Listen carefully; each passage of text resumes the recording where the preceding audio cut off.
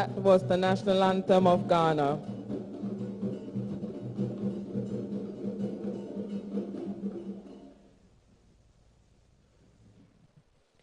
Once more the nations gather, Africa calling, Africa seeking, searching, uniting, rising, shining.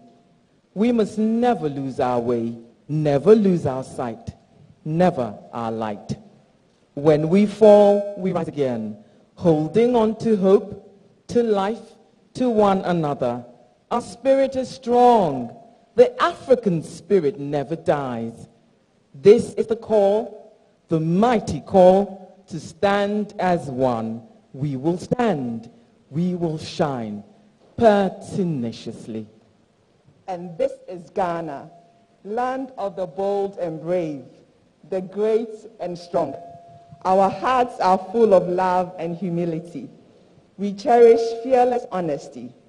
With open arms, in the warmth and light of our golden sun, we welcome you to the Kofi Annan International Peacekeeping Training Center for the making of history once again. The second edition of the Kofi Annan Peace and Security Forum, proudly brought to you by the KAIPTC and the Kofi Annan Foundation, with support from the governments of Ghana, Germany, Norway, and Sweden. Your Excellencies, Ministers of State, Members of Parliament, Members of the Diplomatic Corps, distinguished invited guests, delegates, media partners, ladies and gentlemen. 2 years ago, our mission to honor global icon Busumuru Kofi Annan for his incredibly, remarkably unique achievements began. African leaders converged. The theme was peace operations in the context of violent extremism in Africa. This is how the first ever Kofi Annan Peace and Security Forum was launched. Our theme for CAPS 2021 is democracy and governance in the context of complex crises in West Africa. My name is Jackie Ankra. And mine is Emma Brikran. Once again, we have the wonderful privilege of looking after you and making sure that you have a comfortable, pleasant, and enjoyable experience for the next 2 days. We thank you who started this journey with us, partners, participants, supporters, and friends. We owe our beautiful beginning to you. To you who are here for the very first time, this is an epoch-making event in the history of Africa. We thank you all very much for attending the CAPS Forum 2021. We appreciate your presence. We value your time, high-ranking decision makers that you are. Thank you. Soyez le bienvenu. Willkommen.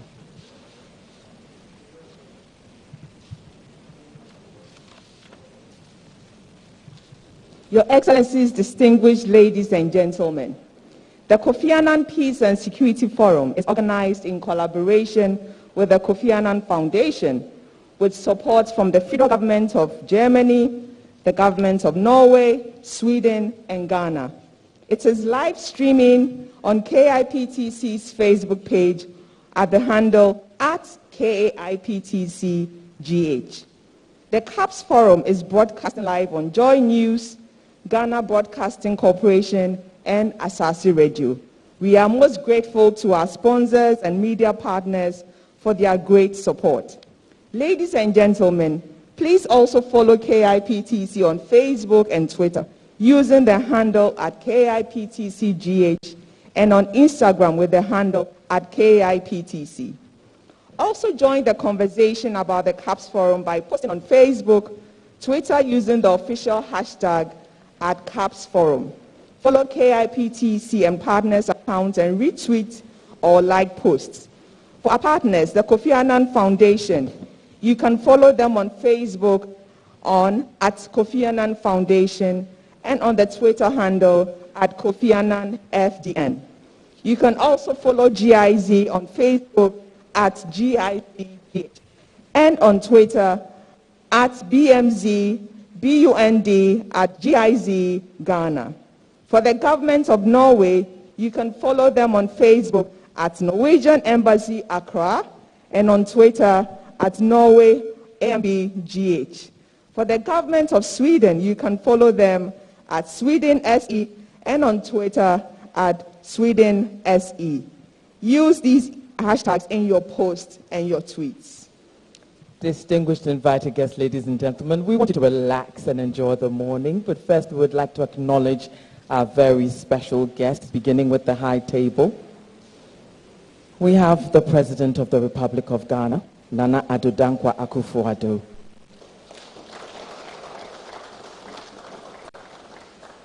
We also have Mr. Elhaj Assi, Board Chair of the Kofi Annan Foundation. We have the Honorable Dominic Nitiwo, Minister for Defense. His Excellency Mohammed Ibn Chambers, Goodwill Ambassador. The Commandant of the Kofi Annan International Peacekeeping Training Center, Major General Francis Ofori.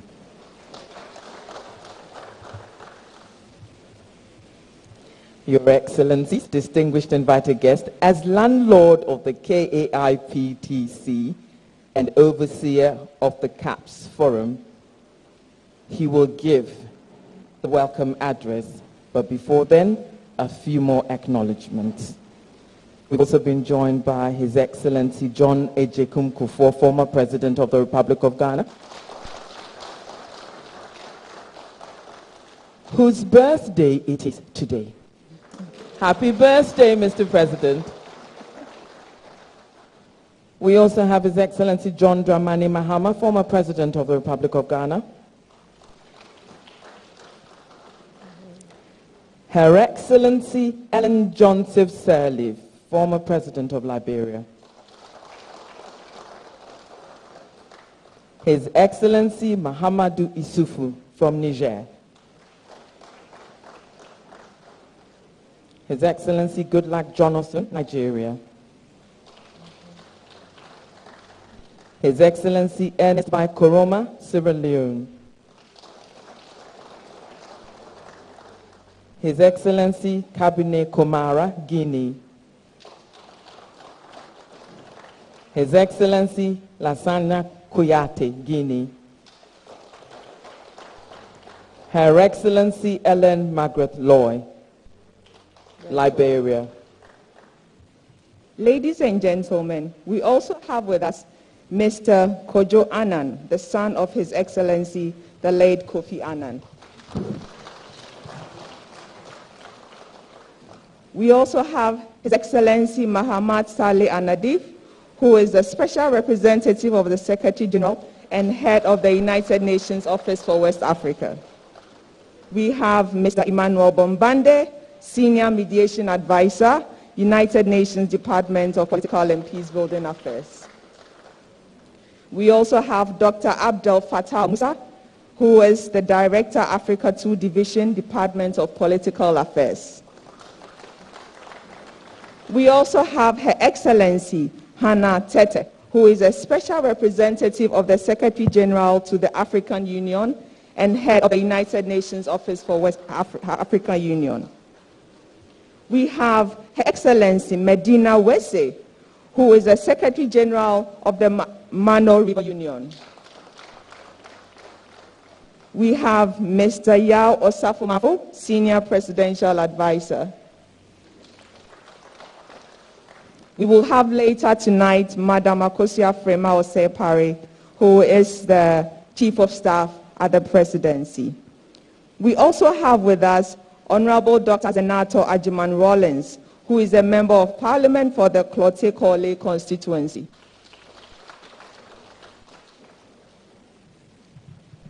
We have a number of ambassadors and our development partners here with us as well. We have His Excellency Tom Norin, the Ambassador, Embassy of Denmark. We have His Excellency Daniel Krul, Ambassador, Embassy of Germany.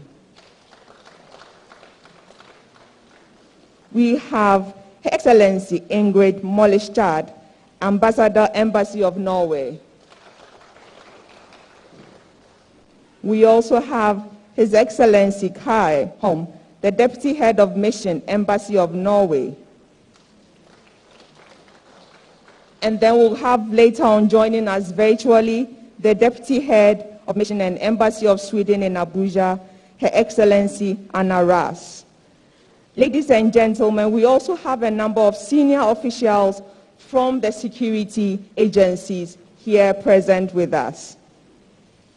We have Vice Admiral Seth Amoama, Chief of Defense Staff.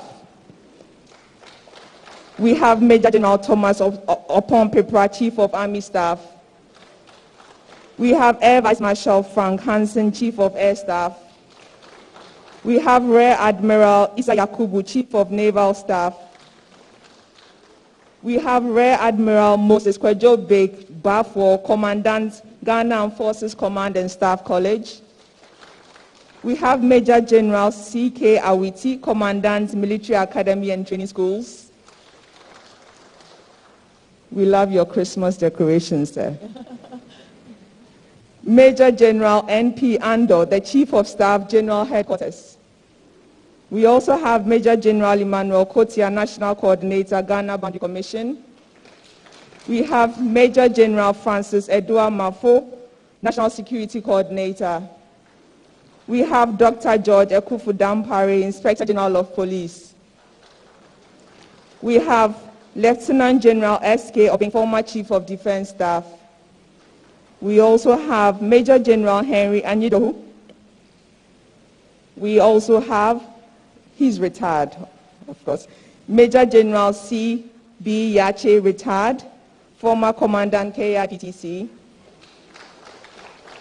We also have Air Vice Marshal C.K. Dovlo, retired, former Commandant KIPTC.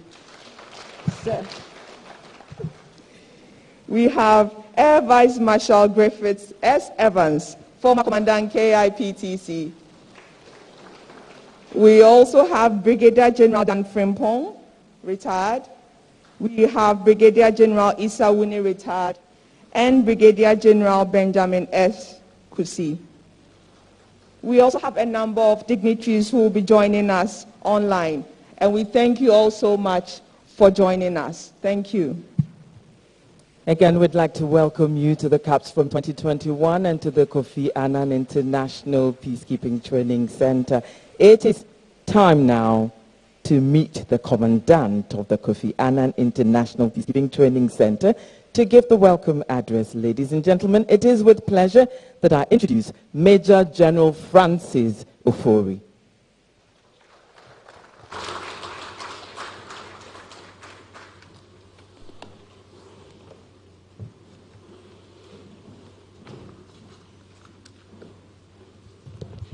Your Excellency, Mr. President of the Republic of Ghana, Nana Addo Akufo-Addo, also Chair of ECOWAS, Your Excellency's former President J.A. Kufuor,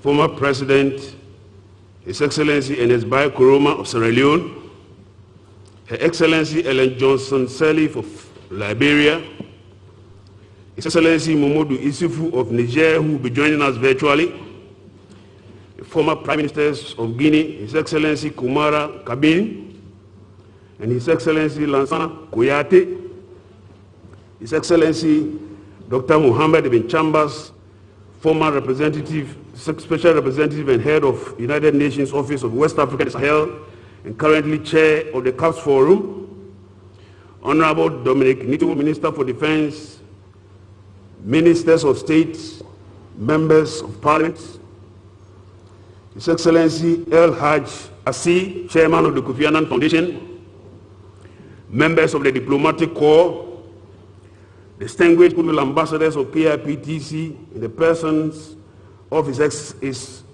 Eminence, Cardinal Peter Texan, Her Excellency Dr. Mrs. Melchinre Hesse, Her Excellency Margaret Lodge, and Honorable Ken Ofori-Atta, very senior officials from the UN, AU, and ECOWAS, the Chief of the Defense Staff, representatives of an IGP and service chiefs, commandants and very senior officers, the Governing Board, Executive Management and staff of KIPTC, representatives from regional institutions across Africa, representatives from academia, civil society, and the media, distinguished guests, ladies and gentlemen. On behalf of the governing board and executive management of the Kofi Annan International Peacekeeping Training Center, I wish to warmly welcome you all to the second edition of the Kofi Annan Peace and Security Forum this morning. This international platform brings together political leaders, diplomats and experts for policy dialogue on evolving trends in peace and security on the continent of Africa. The second edition should have been held last year, but had to be cancelled because of the COVID pandemic. I am glad this morning to have the honor to welcome you to Accra and to KIPTC in particular for this important occasion. Excellency, Mr. President, distinguished guests, ladies and gentlemen, as you may recall, the CAPS Forum, as has been said, is held in memory of Busumburu Kofi Annan, the former Secretary General of the United Nations, who dedicated his life to promoting global peace and security. KIPTC was named after this distinguished peace ambassador from Ghana. We are very happy to be hosting the 2021 event jointly with the Kofi Annan Foundation from Geneva. Our two institutions are coming together based on our shared commitments to upholding the values of the late Busumburu Kofi Annan, whose understanding of peace was founded on a holistic vision of societies based on governance, societies based on good governance, democracy and human rights, especially in Africa. This forum fits into the strategic objectives of the KIPTC in enhancing the capacity of ECOWAS, AU and their relevant structures to perform their mandates in ensuring peace and security in Africa. This mission, the mission of KIPTC, is to provide globally recognized capacity for all actors on African peace and security through training, education, research, and policy dialogues. And then let me add that the center seeks to become the leading and preferred international center for training at ensuring peace and security in Africa. Excellencies, distinguished ladies and gentlemen, in fulfillment of its vision and mission, the center has since its inception in 2003, collaborated with development and institutional partners to undertake a series of training programs that are informed by cutting-edge research, engagement in policy development, and education with the overall aim of contributing to the maintenance of peace and security in West Africa and Africa in general. The theme for this year's CAPS Forum is democracy and governance in the context of complex crisis in West Africa. This theme has been chosen against the backdrop of the celebration of the 20th anniversary of the adoption of the ECOWAS Protocol on Democracy and Good Governance. Mr. President, as you occupy the chair of ECOWAS, 2021 CAPS Forum aims at building political will to reaffirm the avowed commitment to democracy and credible elections. Your Excellencies, distinguished guests, there couldn't have been a more opportune time to discuss democracy and governance in West Africa than now, considering the developments in our sub-region in particular, and Africa in general. The state of democracy globally points to a democratic backsliding characterized by a sustained and deliberate process of suppression of basic democratic tenets by some political actors and governments. This has all the potential to become a different kind of pandemic that now threatens to afflict very large and influential democracies that account for a quarter of the world's population. If the situation is not confronted with the seriousness it deserves, Mr. President, it can embolden some political systems to intensify their practices and engage in even more brazen attempts to distort the workings of democracy. From the 1990s, in spite of the limitations inherent in Africa's political transitions, a significant number of countries have made the difficult transition from full-blown military or civilian authoritarian regimes to various shades of multi-party democracies. However, these expectations may have been short-lived, as some states and people on the continent are yet to experience the real dividends of consolidated democracy and good governance. Excellencies, distinguished guests, it is worrying that despite efforts by African regional economic communities, and the international community at institutionalizing democratic governance, the continent is currently experiencing a democratic reversal with increasing patterns of as well as endeavors at evading fixed term limits. The decline in democracy is manifested by a clampdown on some liberties in such instances which pose a threat to stability and security of the region. Indeed, the recent successive coups in coup d'etat in Mali and Guinea, among others, are all indicative of a decline of the state of democracy in the region. From our bespoke research, we understand, Mr. President, that the authority and credibility of regional institutions in enforcing the norms and values on democracy and good governance is increasingly being questioned. I'm aware that, considering the recent developments on the governance landscape in West Africa, the authorities of heads of state and governance has tasked the ECOWAS Commission to, as a matter of urgency, initiate a process for the review of the 2001 ECOWAS Supplementary Protocol on Democracy and Good Governance. It is envisaged that the review protocol will address such emerging threats to democracy and its tenets, particularly the respect for term limits, rule of law, judicial independence, and the strengthening the sanctions regime in the protocol in order to adequately respond to the exigencies of the time. In this regard, sir, the CAS Forum this year provides an avenue for all of us to revive our energies and advocacies within the framework of putting pressure respectfully on our leaders and institutions to ensure that we consolidate our burgeoning democracies.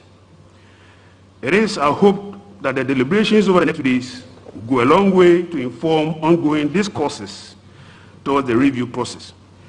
Finally, I would like to thank all our partners, especially the governments of Norway, Sweden, Germany, and Ghana, whose funds and support made this event possible.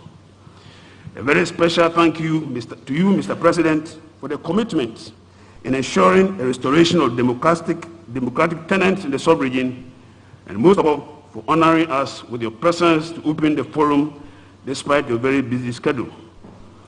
We are also honored by the presence of former heads of state and diplomats from all corners of Africa who have graciously agreed to participate in this forum and share their experiences despite their busy schedules. Our sincere thanks or gratitude goes to Chair of CAS Forum, His Excellency Dr. Chambers, for facilitating this process. And to you, His Excellency in Chambers, I say belated happy birthday. Yesterday was your birthday. We are blessed with the CAS Forum. As I end my welcome address, I note that today is a very special day for one of our own. And so, Mr. President, with your kind permission, may I wish former President Kufuor a happy birthday.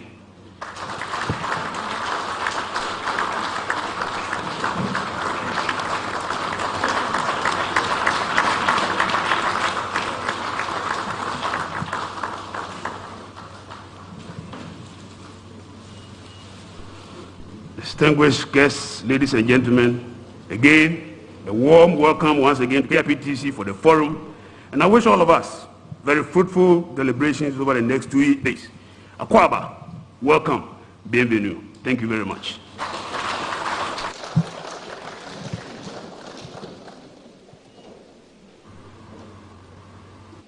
Thank you for that very special welcome, Major General Francis Ofoyi. Our next speaker is fluent in English, French, and German, and has spent years working with the Red Cross and the United Nations.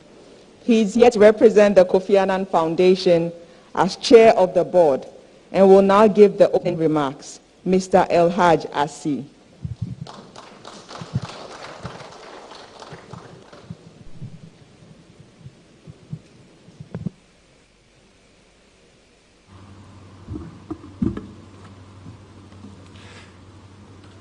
Your Excellency,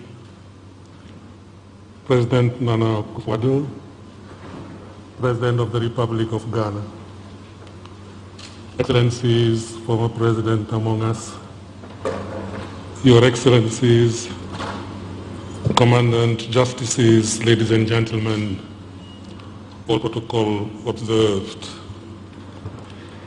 It's an honor for me to welcome so many prestigious and important guests today, both in person as well as online, on behalf of the Kofi Annan Foundation. The Foundation and the KIPTC share not only a name, we also share a mission and a legacy which has been bequeathed to us by the late Kofi Annan himself. And his main message to us is, let's work for peace. So allow me to respectfully, at the beginning, greet you with the most beautiful greeting, which is Assalamu alaikum, Shalom, peace be upon you, que la paix soit avec vous. Indeed, that short word, peace, that is the ideal that many of us are crying for.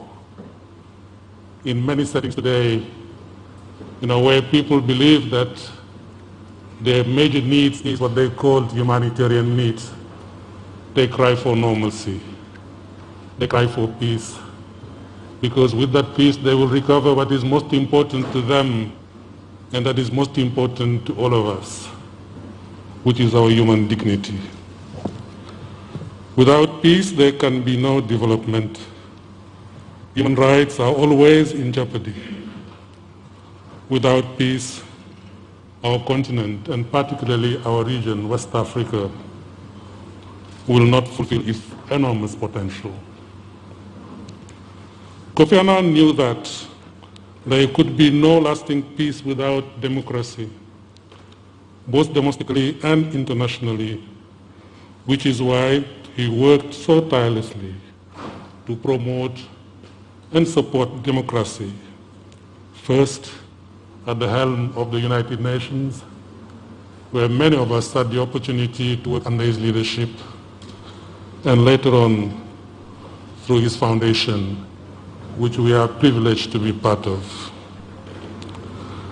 Academic research has amply demonstrated not only the correlation between democracy and peace, inclusive economic development, the respect for human rights, good governance, and even life expectancy. It also has highlighted the link between growing authoritarianism and political instabilities, coups, and even insurgencies. But simply put, if a disgruntled population does not believe it can achieve peaceful change by the ballot box, it will find alternatives. And those alternatives are not, the ones that we are wishing for. As we all know, much of West Africa was plagued by coups and civil wars in the first decades of independence. But West Africa was also the first region on the continent to demonstrate, after the end of the Cold War, setting the stage for 2 decades of stability and growing prosperity because of a democratization process. ECOWAS enshrined those democratic gains exactly 20 years ago by adopting its protocol on democracy and good governance that was back in 2001 in Dakar. And it was in December, almost exactly 20 years ago. Some of the signatories of that landmark document are here today. We salute you for your then vision. We salute you for your continued leadership. And today you will help us, to remember the significance, of that landmark document. Ladies and gentlemen, events over the past few years have sounded the alarm on our region. The democratic gains of yesterday seem to be in jeopardy today. While digital communication channels have opened a new space for political debate and civic engagement, they have also allowed the proliferation of disinformation, fake news, and hate speech, manipulation of voters, and weakening trust in institutions all over the world. This pandemic, in the middle of which we are today, has not only further revealed that, it has further exacerbated it. And it has even further exacerbated and pushed those anti-democratic trends that we see in some parts of the globe. Some argue that democracy is overrated, and what the people want is economic development, which is better served by so-called strong leadership. There are at least two problems with this. First, the evidence, particularly in Africa, shows that democracies have economically outperformed over authoritarian counterparts in most cases. Second, Afrobarometer, whose founders and leaders are here today, we salute you, has shown year after year for 2 decades now that a large majority of West Africans want more democracy, not less. They understand that democracy is not an abstract ideal, but means checks and balances, legitimate and accountable government, and the protection of rights and freedoms. And that is the only way, that citizens, will be building their trust to those who lead them. And it is the only way that those who lead them will be accountable and deliver on the promises they make to the people. What this means, ladies and gentlemen, is that we do not shore up the democratic legitimacy of our political systems by ensuring the integrity of elections, the respect of fundamental human rights and freedoms, the political but also economic and social inclusion of disenfranchised groups in our societies, particularly the youth, women, not them and us, but we, a collective we, that is bringing us all where we belong to, which is our shared humanity. In other words, the crisis of democracy is already becoming a crisis of peace and security. Kofi Annan used to say that the difference between a crisis and an opportunity is leadership. And I would therefore like to applaud you, Your Excellency President Nana Akufo-Addo, for showing leadership on this issue. Not only by hosting this conference in Accra, but more importantly, by calling for a revision of the landmark protocol on democracy to include term limits and constitutional protections. Having worked myself in the multilateral and humanitarian settings for many years, I realized that a treaty alone won't solve a crisis, but it will send an important signal if it passes muster. It will reaffirm the region's commitment to the political system that has served it well, so well these past decades, and it will give our youth renewed hope in the future, which is a sine qua non for lasting peace and development.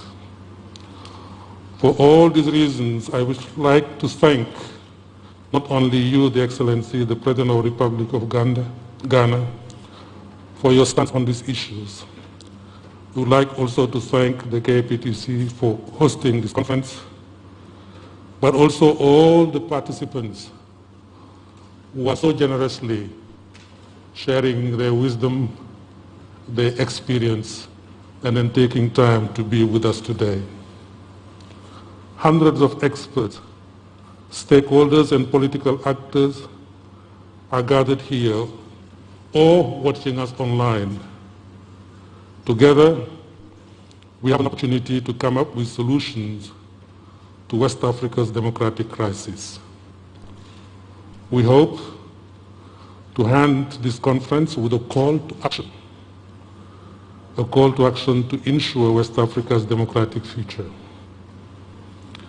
As 111 world leaders gather as of tomorrow for President Biden's Summit for Democracy, we have an opportunity to show the world that West Africa is actually ahead of the curve. We're not joining there as invitees. We'll be joining there as contributors, building on our own experience and the collective wisdom of the leaders present here. Thank you very much for your attention.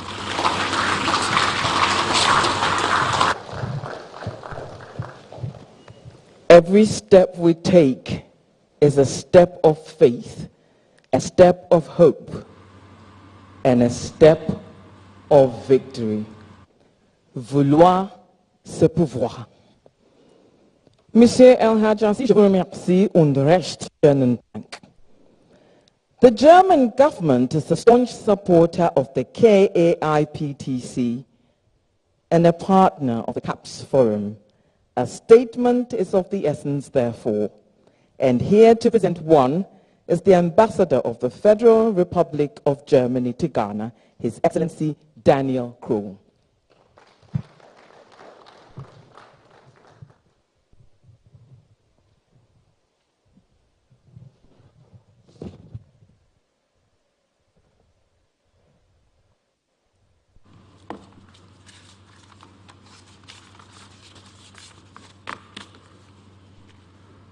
Good morning. Good morning, Mr. President Akufo-Addo. Before coming here to Ghana and start my term as ambassador, somebody recalled the saying of Kofi Annan in a negotiation once. I think it's the African wisdom. He addressed a European partner and said, "You have the watches, but we have the time." So with all due respect and in the interest of saving your time, I won't refrain from welcoming all the eminent persons here in the room and just say with excellencies and distinguished guests, thank you very much for giving me the floor for a very few minutes. It's in this prestigious setting with so many eminent persons. Germany is happy and proud to be among the long-term sponsors of the Kofi Annan Center here in Ankara and enjoying a close working relationship with the foundation. And we are proud to be a partner of this conference. We commend the Kofi Annan Center and the Kofi Annan Foundation for initiating, hosting, and organizing this important conference. Important because we have to witness declining trust in democratic governance, a rise of a number of violent unrest, the rise of terrorist attacks on state institutions and civil society, militaries stepping in, delaying and sometimes blocking the return to constitutional democratic governance. Against this backdrop, I think it's a very encouraging time to see so many prominent persons here from the UN, from the African Union, from ECOWAS, and last but certainly not least, of the government of Ghana. It is important to note that it's about African ownership in this context. It's about Africa. It's about African ownership and crisis management, crisis prevention, conflict resolution, and post-conflict management. I would like to stress that the German government is prepared to continue its support to this conference, and we hope that there will be a follow-up, and this will lead to a series of conferences in the coming years. Secondly, I would like to commend Ghana's government and you in particular, Mr. President, for your skillful leadership in recent weeks and months at the helm of the ECOWAS. Germany remains a strong supporter of ECOWAS and its activities. We encourage ECOWAS to continue standing up for stability and peace in the region. We highly appreciate Ghana's strong commitment towards promoting peace and security in the region. And we value Ghana's constructive and mediating role with regard to the conflict in its wider neighborhood. We follow these developments with worry and concern. We encourage ECOWAS to continue demanding tangible progress from the transitional entities in place. At the same time, we believe that close dialogue is needed in order to avoid an escalation automatism that would lead to foster isolation of the countries in question and to a deterioration of regional security.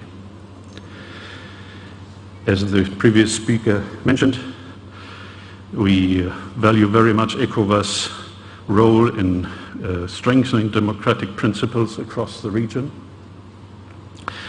and we therefore very much welcome the protocol's current revision, and we are looking forward to learning more about the results in the coming summits. Now, with regards to the term limits, please allow me a personal remark on this very special day. Special for me as a German ambassador because German Parliament will vote today, elect today a new Chancellor, and this is the last day of the Chancellorship of Angela Merkel. Mr. President, I mentioned it recently. She broke the 8. She decided not to break the 16. But it was her will and her decision. And I think it's for a humble German diplomat always very wise to phrase very carefully when we are talking about time limits with this background. But I think what I would like to stress is that it is most importantly that leaders play to the rules, and so if rules are agreed, they have to be implemented.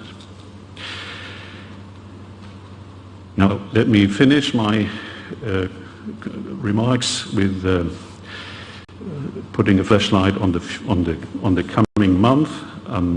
It is with hopes and expectation that we are looking forward to Ghana taking its seat in the Security Council in January 2021. We are hoping to hear a strong, convincing African voice committed to build a meaningful consensus that leads to collective action in order to defend, to re-establish peace, security, constructive democratic order, and the rule of law. With this in mind, we will hope, may this conference contribute to enhance networks, broaden the base for mutual respect and understanding, and feeding into the agenda of Ghana in its term in the Security Council. Thank you very much.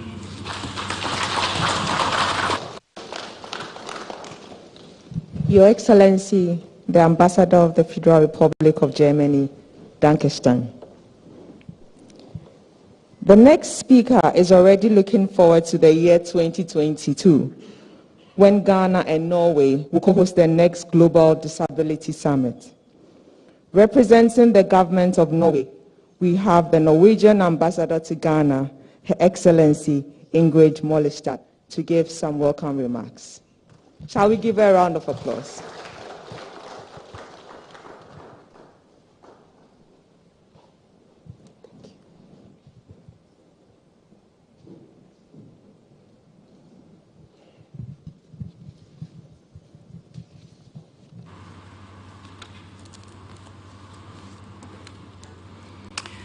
Your Excellency, President of Ghana, Nana Addo Dankwa Akufo-Addo, also Chair of ECOWAS, Ministers, former Presidents and Heads of State, Excellencies, members of the Diplomatic Corps, peacekeeping colleagues, ladies and gentlemen, all friends, I hope all protocol observed.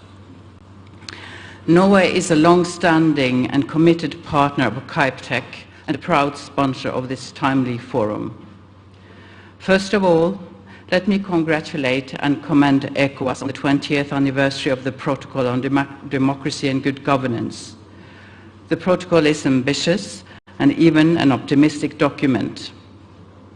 And in so many ways, it has withstood the test of time well, although, as we are all aware, there are reasons for concern today, and we will have ample time during these days to discuss them. As so many valuable and cherished things in life, democracy is at once both fragile and resilient. Fragile because it relies on the consent and active support and nurturing of so many actors, on the willingness of participants to play by the rules, and of people and parties in power to accept the alternation of roles between government and opposition, and, as we are particularly aware of now, for security forces to accept their constitutional role. But democracy is also resilient because, when functioning well, this noble ideal of government by the people, for the people, includes society as a whole, gives everyone a stake, an opportunity, hope, opens for mutual benefits, and can deliver positive results, both economic results, rule of law, human rights. But it is important to remember that whether in opposition or in government, in all public roles, in elected office, as civil servants, we are at all times at the service of all people, our nation, and ultimately of democracy itself. Today we will quite rightly hear a lot about the threats to democracy in the sub-region and of the challenges to nurturing sustainable peace. And we have indeed seen very deeply worrying examples over the past year. It is very easy to be gloomy, but at least let us not be fatalistic. Over the past 5 years, we have seen peaceful transfers of power in Liberia, in Sierra Leone, re-elected governments both here in Ghana and Nigeria, and just this past weekend, a well-conducted and again peacefully, even though contested, election in the Gambia. I was very pleased that a team from my embassy was able to monitor and participate in the EU election monitoring mission. Africa as a region, indeed, many has pointed that out, is more democratic and profoundly democratic than other regions relative to levels of economic development. This is in no way meant to be overly naive or rosy, but not to suggest that we should in any way expect less or be content with less.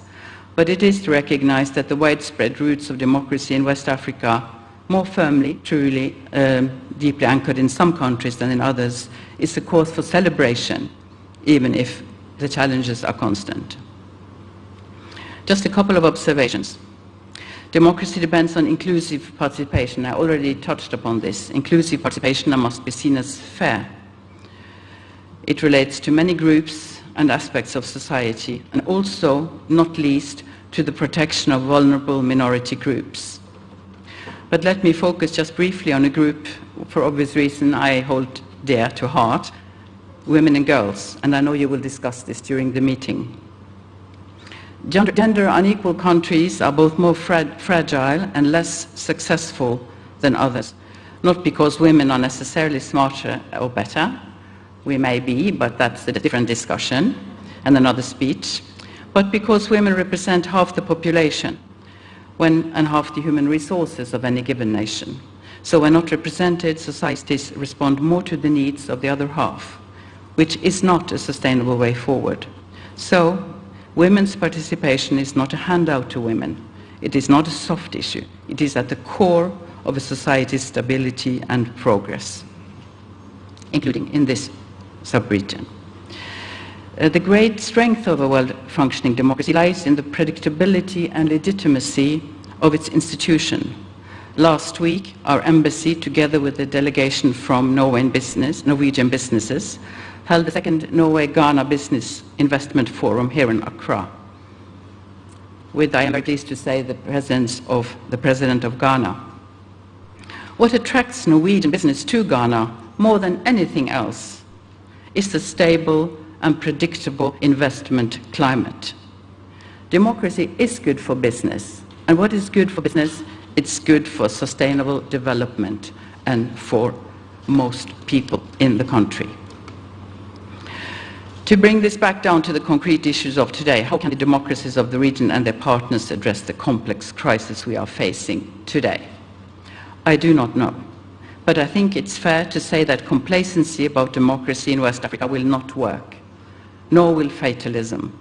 We must work together to make democracy work for everyone, so that citizens will not welcome or be complacent or be tempted by the alternatives, populism, radicalization, authoritarianism, that we have seen regularly rear their heads. I respect the leaders in this room who have to walk the fine line of confronting juntas and extremists without making complex situations worse or shutting down dialogue. And at the same time, while Norway always supports the path of dialogue, it must be clear to those coup leaders that they cannot expect to enjoy the fruits of their wrongdoings and anti-constitutional actions. I would like now at the end to ensure you that Norway, in the Security Council, together with Ghana as of next month, will be a consistent partner in your efforts, globally and also regionally. Allow me to end my intervention with a few words by the late Kofi Annan, a man that truly, truly marked this world for generations to come. No one is born a good citizen. No nation is born a democracy. Rather, both are processes that continue to evolve over a lifetime. So with those wise words, I would like to wish you all the best, and I look forward to the deliberations of these days. Thank you very much.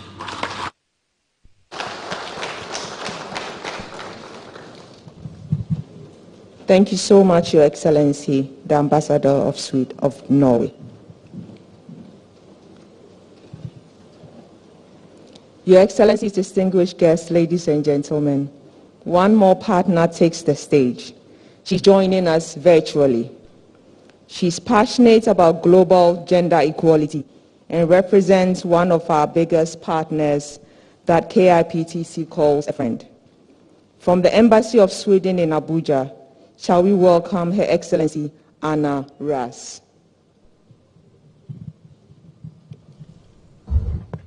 Thank you very much. Your Excellency, the President of the Republic of Ghana, Excellencies present, distinguished guests, ladies and gentlemen, please allow me to stand on existing protocols. I am addressing you today on behalf of the Ambassador of Sweden to Ghana, Nigeria, Cameroon, and ECOWAS, Mr. Carl Michael Brents. We commend and are very proud to be a partner of the Kofi Annan International Peacekeeping Training Center, and we are pleased to be part of this year's forum with a very timely topic of democracy and governance. Sweden has long been at the forefront of promoting, protecting, and safeguarding democracy in Africa and throughout the world.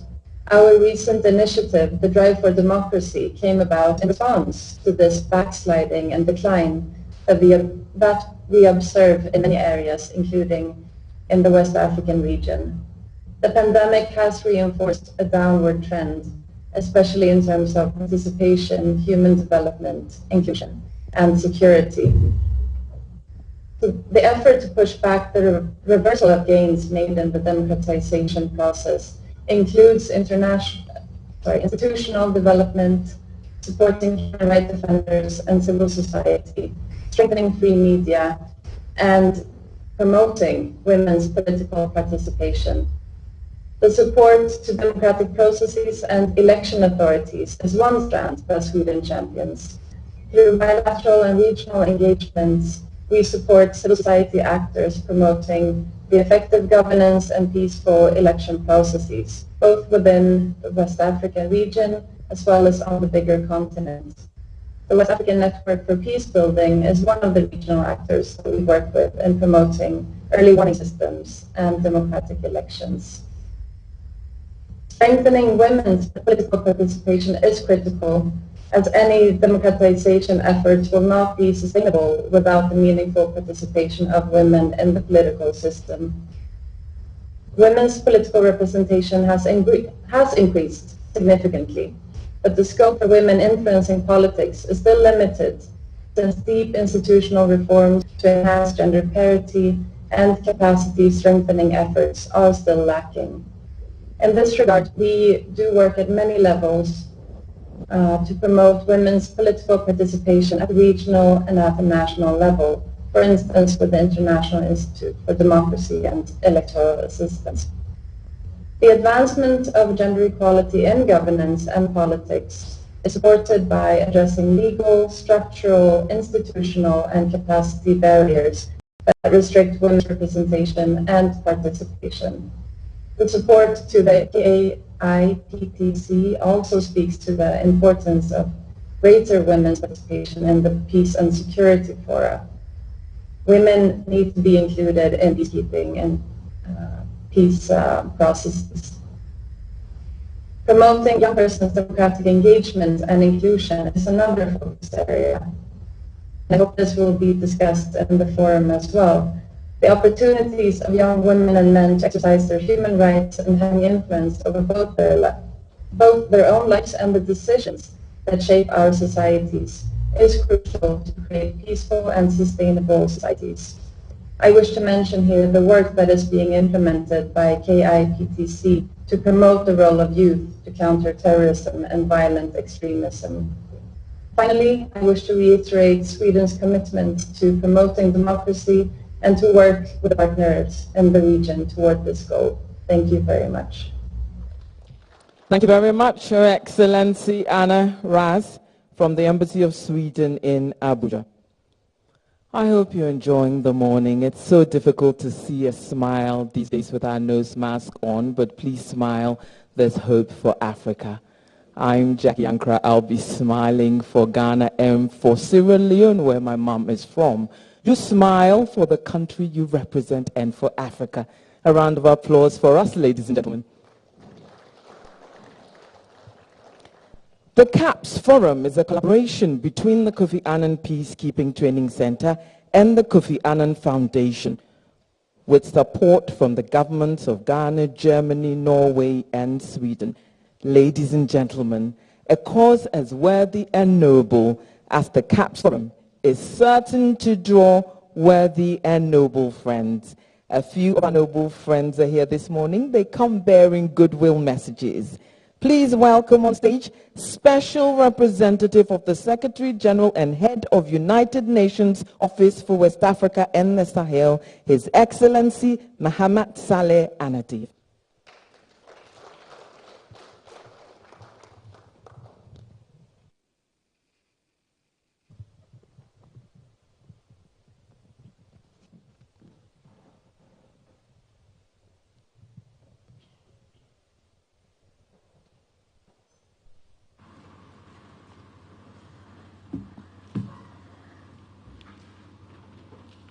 Please, I guess there is an interpretation because my speech is in French.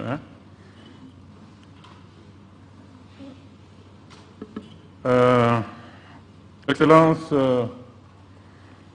Monsieur Nana Addo Dankwa Akufo-Addo, Président de la République du Ghana et Président en exercice de la CEDEAO. The current President of the ECOWAS. The President of the Kofi Annan Foundation, Major General Francis Ofori, the Commandant of the Kofi Annan International Peacekeeping Training Center, the Minister of Defense, dear brothers and even chambers, and former presidents, the distinguished ladies and gentlemen. It is always for me a pleasure to find myself here again in Ghana, particularly within the context of this historic event of the CAPS Forum. I'd like to first of all the presence of His Excellency Nana Akufo-Addo, who for his commitment to the cause of peace and security in general, and for the well-being of West Africa in specifically, which is very well known to every one of us. And this initiative is a wonderful initiative, and since you became the president of ECOWAS, you've been able to really pursue this cause for so long. I would like to also say a big thank you to our brothers from the Kofi Annan Foundation and to the International Kofi Annan International Peacekeeping Training Center for the organization of this forum, which is such a critical forum, and to talk about such a pertinent issue, a critical issue and relevant issue for our times, and particularly for it to be held here in Accra. And it's on democracy and governance within the context of the complex crisis that we're facing in West Africa. In reality, the growth of democracy within West Africa over the past few years have been characterized by a whole shifting situation, and certain times we are having certain kinds of conflict, all within this context of democratic governance. However, we would have to, however, congratulate ourselves for the very good initiatives that we've undertaken within the context for all the lots of improvement that we've seen within the West African sub-region. Mr. President, I'm coming from Banjul, the Gambia, where I met a number of former presidents who are present here in the room. For example, President Koroma, who is here in this room. And for many of the presidential elections, the election it took place on the 4th of December, the Gambian elections. And the level of commitment, and then the level of peace, and then the level of transparency that characterized the Gambian president was held a few days ago was really fascinating. And it is an inspiration. It's an inspiration for all of us, and it's a good model for every one of us to be able to follow, so that we can be able to multiply that, so that it would become the standard within the sub-region. Ladies and gentlemen, the efforts to work towards dialogue in virtually all of our countries, and I would not be able to cite all the countries, but just Niger, Burkina Faso, and that makes it possible for us to be able to find a consensus on the levels of conflicts and disagreements within people, so that where there's a blockage in the dialoguing system, which was the case, for example, in Mali, and it is the case that we have in Guinea currently, with the consequences that we're all facing currently and which we all know of. And it was symbolic that the presidents of Cote d'Ivoire and Benin, who met their predecessors, and to try to put in place a good and convivial dialoguing environment. In August, the insufficiency in terms of inclusion, the lack of inclusivity in the whole issue of good governance, particularly the taking of decision by just a certain faction of the society, is becoming one of the challenges that we're facing in growing our democracy in the region. His Excellency, the President, the ECOWAS Protocol on Democracy and Good Governance within the 21st century has been a critical document for the development of ECOWAS, and it's a very important dimension in the regional process for putting in place a good framework for good governance and democracy, which is stable enough, which is a critical condition, however, that we need for economic and socio-economic development. For 20 years, this has been in place for about 20 years, and that's a lot. In 20 years, one would be close to the age of maturity, and it's critical for our societal and geopolitical development. And within the context of our sub-regional community, there's the need for us to be able to congratulate the heads of state and the leaders of ECOWAS. And so one more time, His Excellency the President Akufo-Addo, we would like to congratulate you for the commitment that you made to be able to work on additional and supplementary protocols, so that democracy would be strengthened further, peace and stability would be strengthened within the sub-region. His Excellency the President, ladies and gentlemen, for me, my mandate is to accompany the national and international institutions in West Africa, and the UN office, UNOWAS, is also accompanying ECOWAS, as well as other institutions such as the Kofi Annan Foundation, for a better democratic governance in West Africa. I'd like on this to say a big thank you to you for inviting me to participate in this forum, and I'd like to wish you a good and prosperous meeting. Thank you. Thank you so much, Your Excellency. Our next speaker was the former Foreign Affairs Minister of Ghana. She is currently the Secretary General to the African Union and head of the United Nations Office to the African Union, Her Excellency Hannah S. Tete. Shall we give her a round of applause again, please?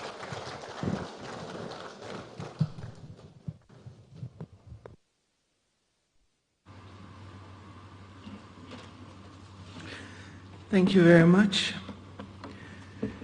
Your Excellency, President Nana Addo Dankwa Akufo-Addo, President of the Republic of Ghana and Chair of the Authority of ECOWAS Heads of State and Government, Your Excellencies, former heads of state here present, Honorable Ministers, the Chair of the Second Kofi Annan Peace and Security Forum, I can call him my elder brother, Dr. Mohamed Ibn Chambers, the Chair of the Kofi Annan Foundation, Excellencies, members of the Diplomatic Corps, the CDS,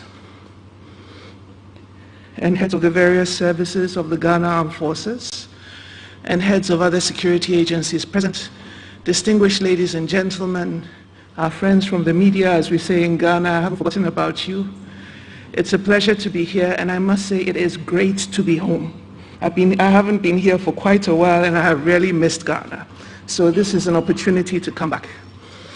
Allow me to thank the Kofi Annan International Peacekeeping Training Center for inviting me to address this forum and to offer this message of goodwill, while together we reflect on our shared global and regional challenges and opportunities. The gathering today is a testimonial of the great work the Kofi Annan International Peacekeeping Training Center is doing in supporting global collective efforts in preventing conflict and promoting peace as a catalyst for social political stability and development. And I'm sure that this forum and similar ones will help us in articulating ideas and developing new strategies that will inform effective interventions that would aim to maximize ECOWAS, AU, and UN existing frameworks, protocols, and instruments to enhance good governance, advance human rights, and support women and youth participation in decision-making and development. At a minimum, present trends in global governance, deficits, and cyclical regional conflict and instability present a twofold challenge and also an opportunity. Across our continent, we see political norms and political transitions challenged, in addition to emerging coups and the continued threats of terrorism and intercommunal crisis. Here within our sub-region in Mali and in the Sahel, we see that the UN, the African Union, the regional economic communities, particularly ECOWAS, are witnessing a situation where even some of our own citizens are, as it were, questioning the relevance of our institutions. Our norms and values are being tested, and it means that we have to do more than we've done previously in order to ensure that we make a change happen. At the recent AU-UN annual conference last week, the Secretary General of the United Nations, Antonio Guterres, and Moussa Faki Mahamat, the chairperson of the African Union Commission, both expressed concern over the multiple recent unconstitutional changes of government and the deterioration of human rights in some parts of the continent. We believe that our continent holds the solutions to its problems, and our regional and continental ambitions, as enshrined in the United Nations Agenda 2030 and the AU Agenda 2063, should remain our resolute focus. Our shared goal of peace and security are represented by the crucial work of ECOWAS, but now more than ever, we are required to ensure that our institutions are able to work together within the spirit of complementarity and subsidiarity to make sure that we can do more than we have previously done in order to stem what we see as the backsliding of democracy in some parts of our continent. We have a collective resolve to silence the guns, but unfortunately we can't just use that slogan as an attempt to suggest that we have found the solution to bringing peace to our continent. We need to do more than that. And we need to show the rest of the world that it is more than just a slogan, that when we say we want to silence the guns, we actually do the necessary things to silence the guns. We must ensure that policies, programs, initiatives, but more importantly, government actions and the actions of other political stakeholders discourage unconstitutional changes of government and enhance peace and development through the application and implementation of the relevant policy instruments, including the ECOWAS Protocol on Democracy and Good Governance, the AU Governance Architecture, as well as the AU Post-Conflict Reconstruction and Development Framework. Building inclusive societies is the pathway to peace, security, and development. And therefore, it's important to remember that, because our politics sometimes tends to be a winner-takes-all situation. Regarding governance deficits fueling conflict patterns, we need to turn this into an opportunity for strengthening governance institutions, even when it means that political and public service leadership and other political stakeholders are held to account and required to comply with the rule of law, international and national obligations to set the example for society as a whole, and by so doing, giving meaning to the quest for strengthening good governance initiatives. I think it's important for us, coming on the heels of the impact of the global COVID-19 pandemic and the challenge of climate change, to begin to be more constructive in the way in which we work together and ensure that our policies at the regional, sub-regional, and national level are coherent and cohesive. I'd like to pay tribute to Egypt, which will host COP27 next year, and state that it provides an added opportunity to focus on African pathways to adaptation and sustainable development, including in the Sahel region. And I mention this because climate change is a significant driver of conflicts. This COP27, coming to take place in Africa, will offer an opportunity for creative thinking on inclusive climate governance-related issues with a multiple effect at the local, regional, and continental levels. We will turn to centers like the Kofi Annan Peacekeeping Training Center as a major source of thought leadership on matters relating to peace and security, and thinking through the incidence and intensity of conflicts, patterns of conflict, and the root causes, including the cyclical challenges that we see with state fragility and political transitions. We will be increasingly turning to KIPTC to help our continent to think through the challenges confronting us today. And to this important and difficult task, my office is committed to working with you, Commandant. I would like to thank you for the opportunity to underscore the United Nations commitment to peace, security, and development on our continent through our partnership with the African Union and in partnership with the regional economic communities and regional mechanisms across our continent, as emphasized at our recently ended annual conference. Our collaboration is important so that we can continue to support joint efforts accompanying ongoing transitions in Mali, Libya, Chad, Guinea, South Sudan, Somalia, and Sudan. And the first three of these certainly have an impact on the ECOWAS sub-region. Together we can give meaning to the phrase "building back better," so that it is not just an empty phrase, but in a few years we can look back and say that we actually did work together to build back better. And within the ECOWAS sub-region, we were able to demonstrate that, as always, we took the lead. Thank you very much for your attention. Always so refreshing to hear you speak. Your Excellency Hannah Tete, Special Representative of the Secretary General to the African Union and Head of the United Nations Office to the African Union. The CAPS Forum is streaming live on KAIPTC's Facebook page on the handle at KAIPTCGH. The CAPS Forum is broadcasting live on Joy News, Ghana Broadcasting Corporation, and Asasi Radio. We are most grateful to all our partners for your great support. Ladies and gentlemen, please follow the KAIPTC on Facebook and Twitter using the handle at KAIPTCGH and on Instagram with the handle at KAIPTC. And now, ladies and gentlemen, with high pride and great privilege, we present to you our guest of honor, the President of the Republic of Ghana, Commander-in-Chief of the Ghana Armed Forces, and ECOWAS Chair, His Excellency Nana Addo Dankwa Akufo-Addo.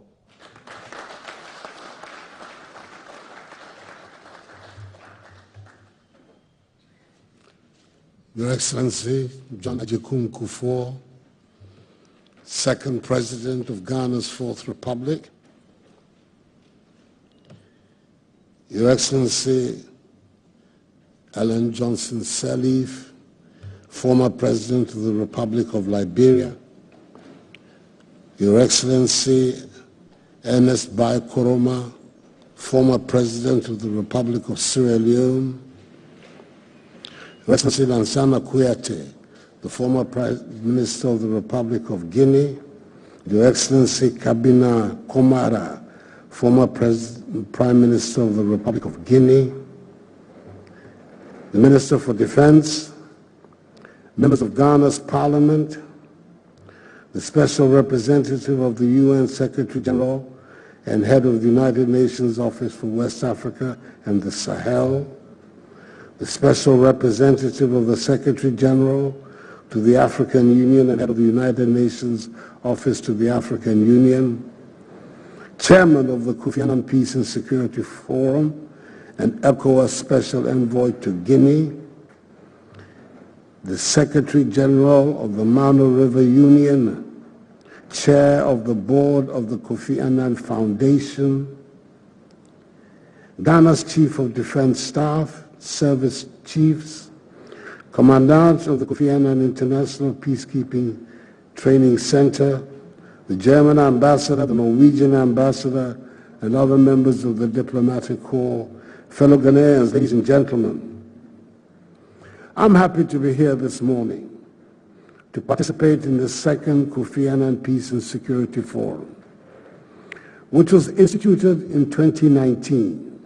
Firstly, to honor the life, work, and idea of our late compatriot, the illustrious Secretary General of the United Nations, Kofi Annan. And secondly, to foster critical reflections and the sharing of ideas and experiences around conflict resolution, peace and security issues in Africa. To those of you coming from beyond our shores, I say a warm akwaba, a word of welcome to you. I'm confident that you will quickly discover that you are amongst the people who pride themselves justifiably on their sense of hospitality. I must at the outset congratulate Ghana's distinguished diplomat, the chair of the Kofi Annan Peace and Security Forum, Dr. Mohamed Ibn Chambers, on his new appointment as ECOWAS Special Envoy to Guinea.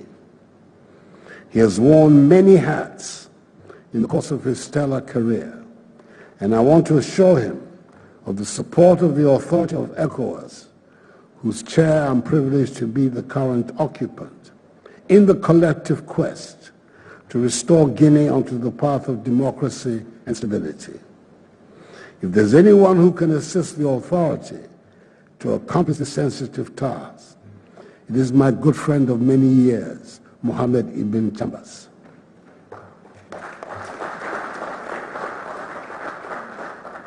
The theme for this year's forum, Democracy and Governance in the Context of Complex Crises in West Africa, coincides with the commemoration of the 20th anniversary of the coming into force of the ECOWAS Protocol on Democracy and Good Governance, which is supplementary to the protocol relating to the mechanism for conflict prevention, management, resolution, peacekeeping, and security.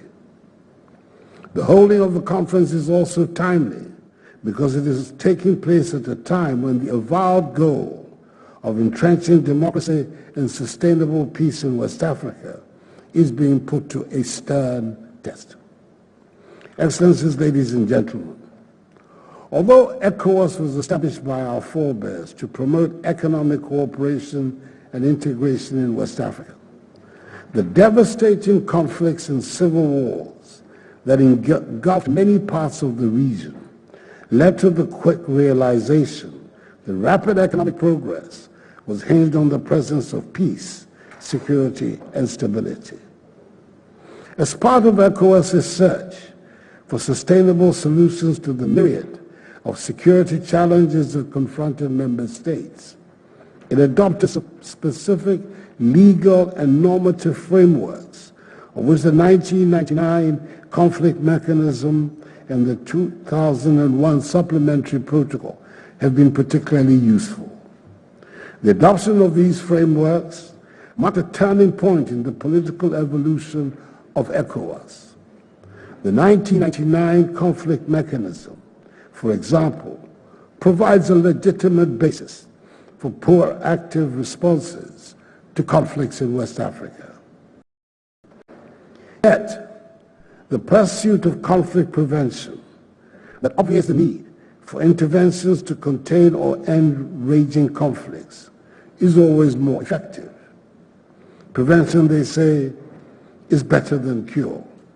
As such, the Supplementary Protocol on Democracy and Good Governance and the ECOWAS Conflict Prevention Framework of 2008 were subsequently adopted as complementary frameworks for fostering the infrastructure for democracy and peace in West Africa.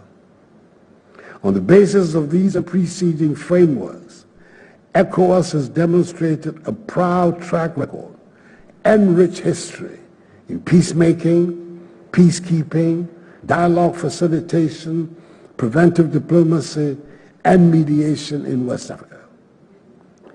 ECOWAS has gained in-depth knowledge and has learned critical lessons from 3 decades of interventions in conflicts across the region.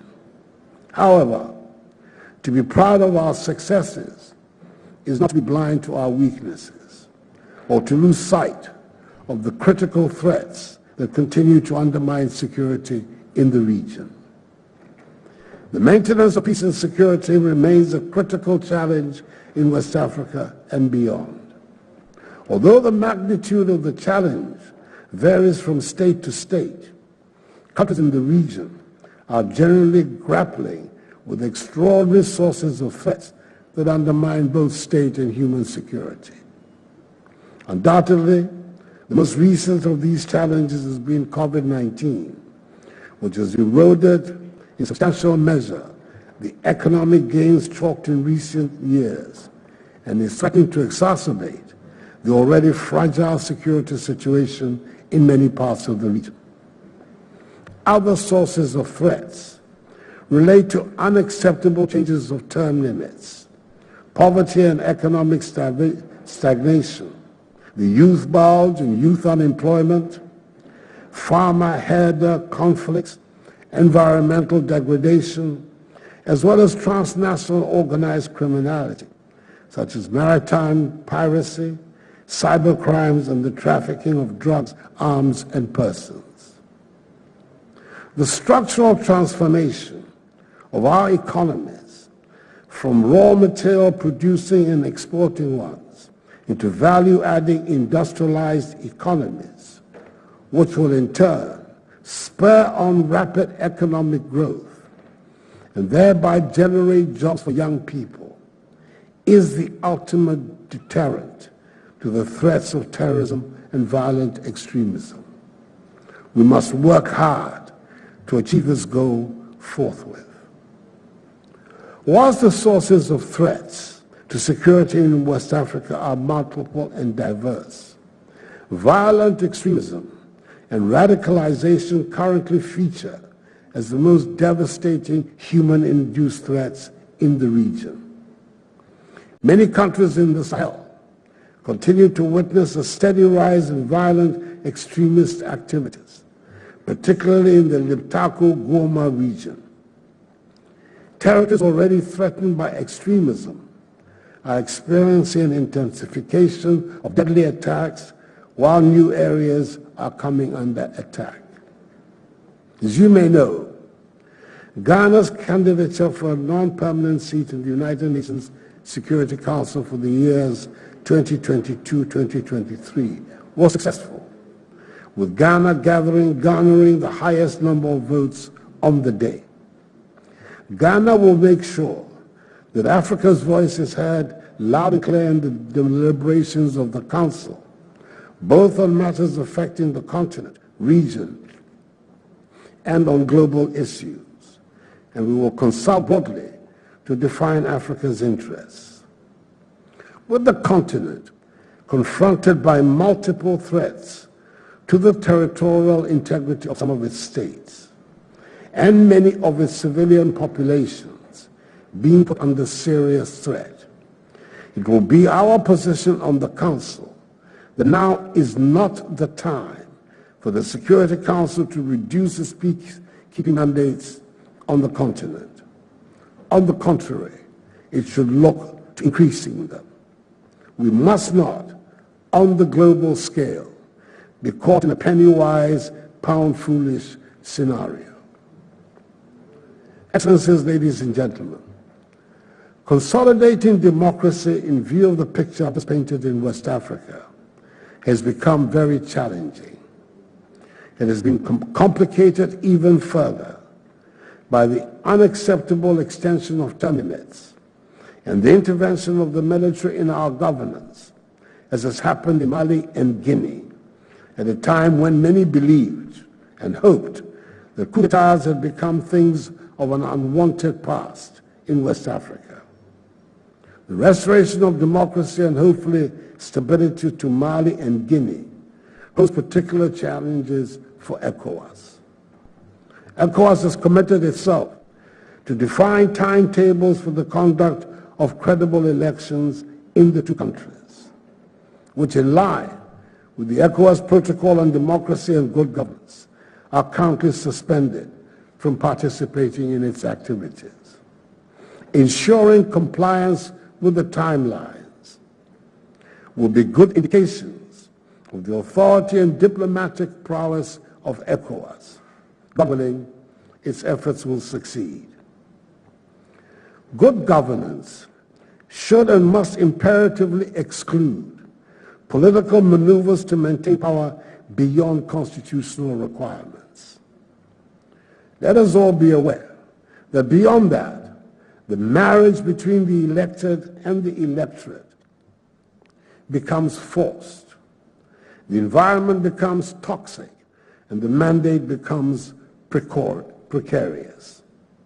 It is for this reason that the ECOWAS Authority of Heads of State and Government, under my chairmanship at its extraordinary summit on 16 September 2021 in Accra, on the Guinean and Malian situations, authorized the ECOWAS Commission to take steps towards an urgent review of the ECOWAS Protocol on Democracy and Good Governance to take account of contemporary developments.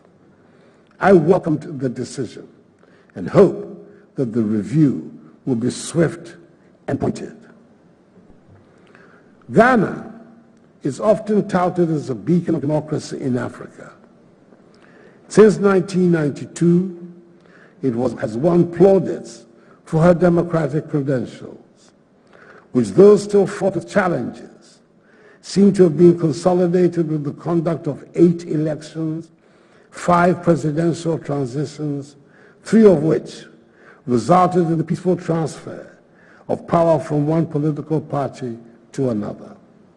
We want to be seen as a positive influence in other African countries who continue to face challenges with democratic consolidation.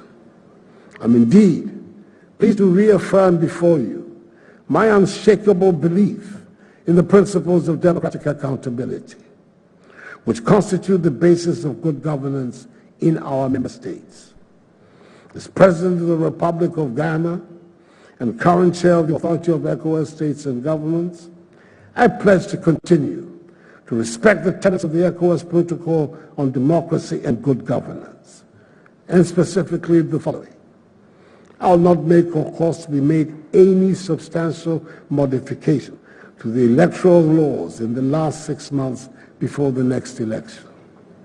I will respect the 2-term limit for the exercise of presidential authority as stipulated in the Constitution of the Republic of Ghana. I will not be an impediment to the conduct of free and fair, transparent elections. I'll hand over power to to the next elected president on 7th January 2025. And I will rally my fellow ECOWAS heads of state to take the pledge and support them as they continue to work towards democracy and good governance in their respective countries.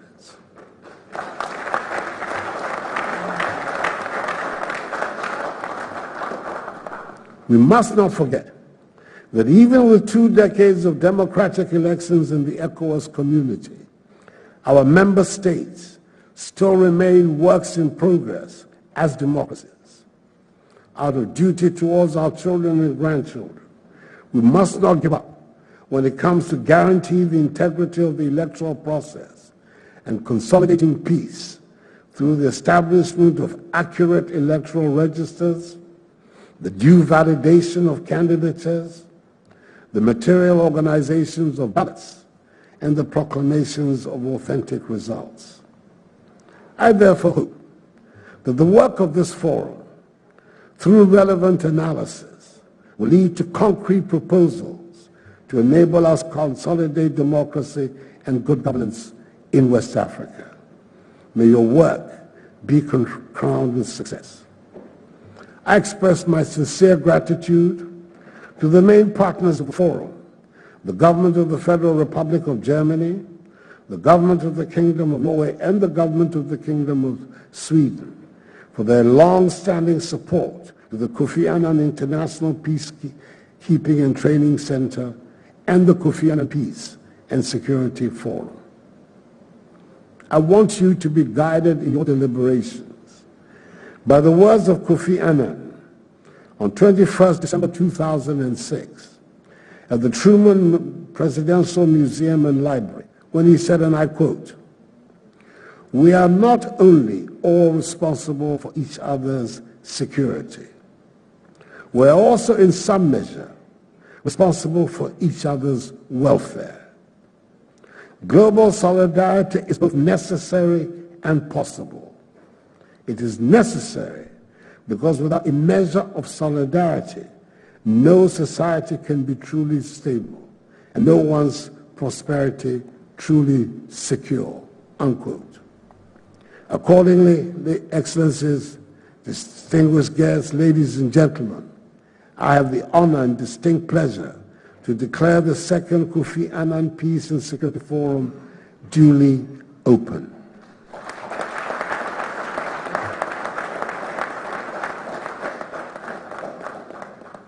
May God continue to bless John Ajekun Kufuor, whose birthday it is today. And may God bless Mother Africa and us all. I thank you for your attention.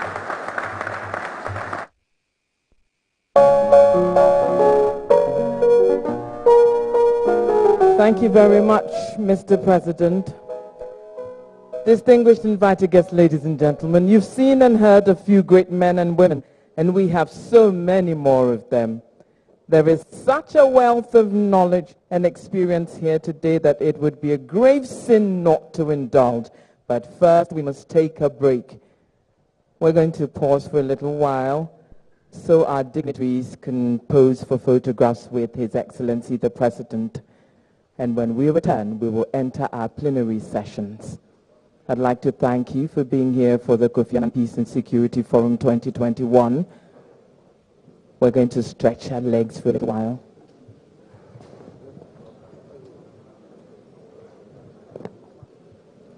At this juncture, I'd like to invite you all to rise to your feet for the national anthem, as the President will not be returning for the plenary sessions.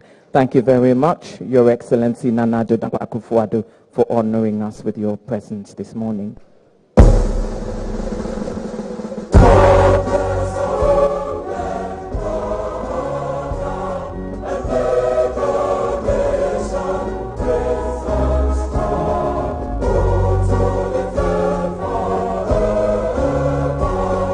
Let us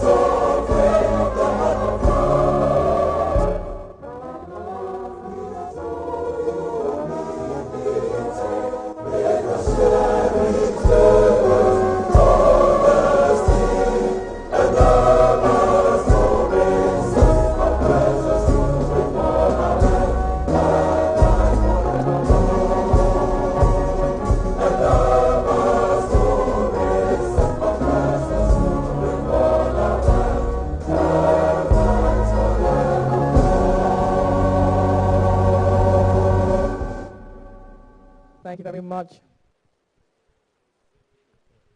We'd like to invite the high table first and the front row.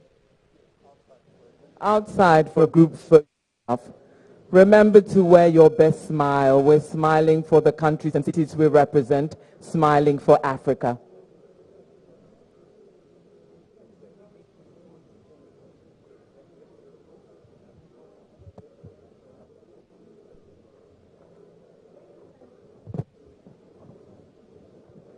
Ladies and gentlemen, the group photograph will be taken in front of the administration block. We invite our VIPs to join His Excellency the President of the Republic of Ghana in the group photo.